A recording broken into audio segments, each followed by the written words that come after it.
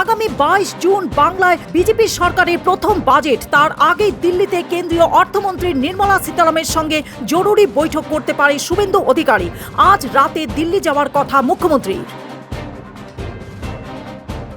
বিধানসভায় সই জাল কাণ্ডের আজ ফের সিআইডির জেরার মুখোমুখি হয়েছেন অভিষেক বন্দ্যোপাধ্যায়। ভবানী ভবনে 12টার আগে এসে পৌঁছে গেছেন তিনি। 2 ঘন্টারও বেশি সময় ধরে জিজ্ঞাসাবাদ করা হয়েছে অভিষেককে।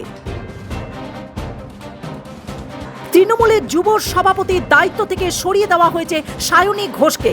সায়নীর জায়গায় এবার তৃণমূলের যুব সভাপতির দায়িত্ব দেওয়া হলো টলিউডের অভিনেতা অর্ণব বন্দ্যোপাধ্যায়কে।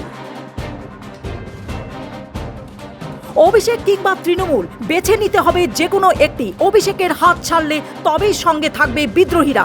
এবার মমতা বন্দ্যোপাধ্যায়কে এমনটাই শর্ত বেঁধে দিল আখরুজ্জামান। মার্কিন হামলায় প্রাণ হারিয়েছে ভারতীয় নাবিকরা। এবার গোটা ঘটনায় প্রধানমন্ত্রী নরেন্দ্র মোদীকে তোপ দাগলেন রাহুল গান্ধী। প্রধানমন্ত্রী কখনোই ভারতের সম্মান রক্ষা করবে না বলে কটাক্ষ রাহুল গান্ধী। রাম মন্দিরে ভক্তদের দানের টাকা চুরির অভিযোগ করেছিল অখিলেশ যাদব। এবার রাম মন্দিরের প্রণামী বক্স থেকে টাকা চুরির ঘটনায় 3 সদস্যের সিট গঠন করল যোগী আদিত্যনাথের সরকার। হরমুজ প্রণালীতে মার্কিন অবরোধ লঙ্ঘন করলে তা কোনোভাবেই বরদাস্ত করা হবে না।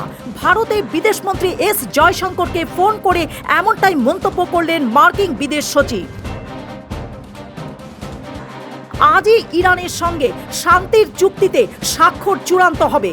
একই সঙ্গে হরমুজ নিয়েও অনিশ্চয়তা অবসান ঘটবে। চুক্তির পরই খুলে যাবে বিশ্বের অন্যতম গুরুত্বপূর্ণ তৈলবাহী পথ, ঘোষণা মার্কিন প্রেসিডেন্ট ডোনাল্ড ট্রাম্পের। আজ ফ্রান্সে নিস শহরে ভারত ইনোভেটস কর্মসূচি উদ্বোধন করেন প্রধানমন্ত্রী নরেন্দ্র মোদী। অনুষ্ঠানে উপস্থিত ছিলেন ফ্রান্সের প্রেসিডেন্ট। ইন্ডিয়ান মিলিটারি একাডেমির ইতিহাসে মাইল ফলক। একই সঙ্গে 9 জন মহিলার ক্যাডেট এবার জায়গা করে নিল ভারতীয় সেনায়। ভারতীয় সেনার অংশ হওয়ায় তাদের সাফল্যকে সম্মান জানিয়েছেন রাষ্ট্রপতি দ্রৌপদী মুর্মু।